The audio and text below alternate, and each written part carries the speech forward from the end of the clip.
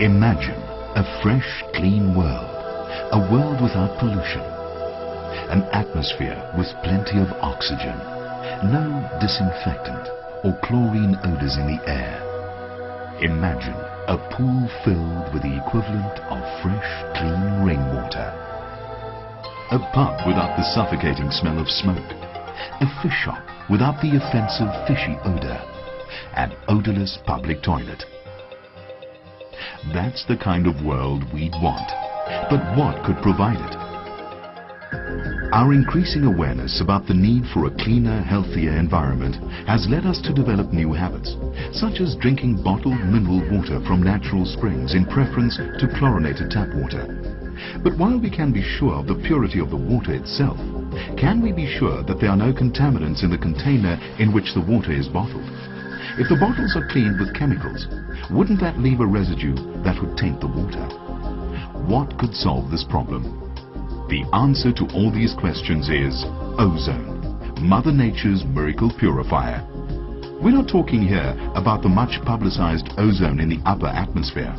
We're talking about natural ozone that occurs down here at ground level. Think of the fresh, clean smell after a thunderstorm. That is ozone. It's a colorless, very reactive gas that occurs naturally in the Earth's atmosphere. It's in the very air we breathe, in minute concentrations. So how can we use ozone?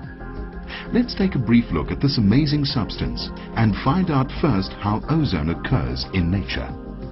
If you take a naturally occurring oxygen molecule, that is two atoms of oxygen bonded together, and subject it to an extremely high electrical discharge, such as lightning, the oxygen molecule is split into two oxygen atoms.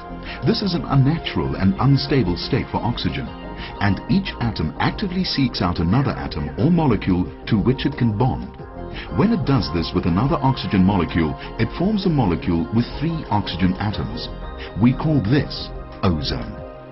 This ozone molecule is very unstable, and it actively seeks other atoms or molecules that it can oxidize, that is, lose an extra oxygen atom to. Oxidation is a powerful purifying and sterilizing process that we have known about for years. We routinely use chemical oxidants, such as hypochlorites and bromines, for tasks such as bleaching and for keeping the swimming pool water clear and sterile. But these chemicals are dangerous to store, handle, and use. Ozone, on the other hand, is a safe, effective, harmless oxidant that can replace many of the harsh domestic cleaning agents and bleaches, and when it decomposes, ozone changes back into oxygen. Let us go back to the bottling plant for an example of ozone at work. Water with a high concentration of dissolved ozone is used as a final rinse for the bottles before they are filled with pure spring water. Ozone purifies water by breaking up organic contaminants and converting minerals to insoluble forms that are filtered out. Ozone also destroys bacteria and sterilizes the bottles, allowing a product that is healthy and hygienic. But ozone has many other applications. We all know what happens to a tray of apples if there is one bad apple in the tray. The bad apple generates a gas called ethylene, which effectively causes the rest of the apples to ripen more rapidly. The presence of ozone in fruit and vegetable storage areas, such as cold rooms, will oxidize ethylene, keeping produce fresher, considerably extending shelf life.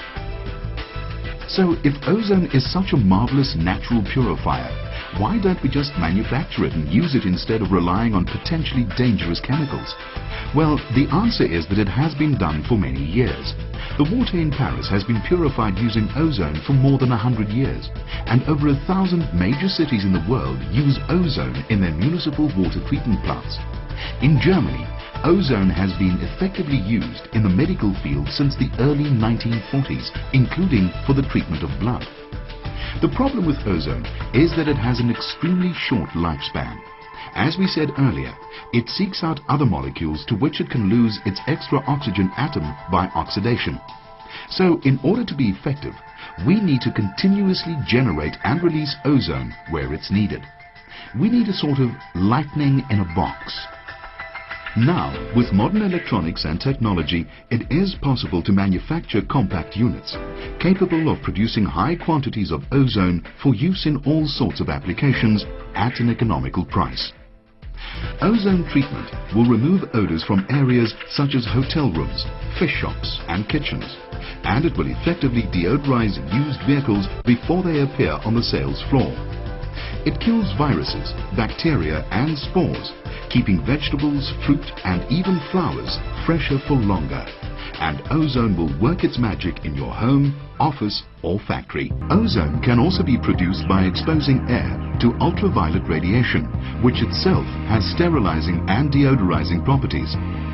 Even plants can benefit from ultraviolet and ozone treatment. The major flower markets have to keep blooms overnight in cold rooms, where the dangers of cross-contamination by airborne bacteria, viruses and spores is a constant danger. Treatment with ozone completely sterilizes the air in the cold rooms, cancelling out the chances of opportunistic infections and cross-contamination.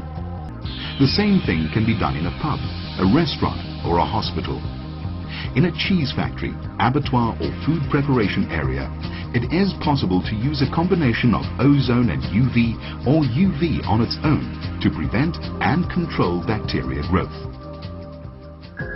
Research has also shown that ion imbalances in the polluted air we breathe in can contribute to phenomena such as sick building syndrome, the so-called suicide months, as well as allergies such as hay fever and asthma.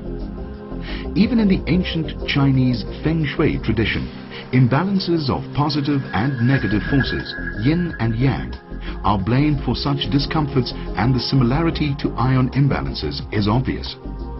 What are ions and how can we correct these imbalances?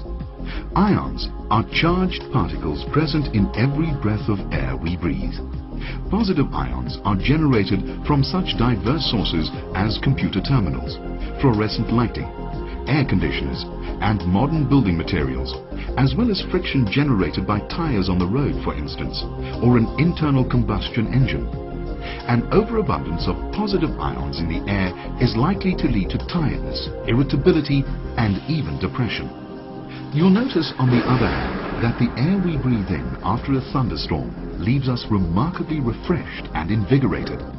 This is because the self-same electrical discharges that produce ozone are responsible for creating trillions of negatively charged ions in the air.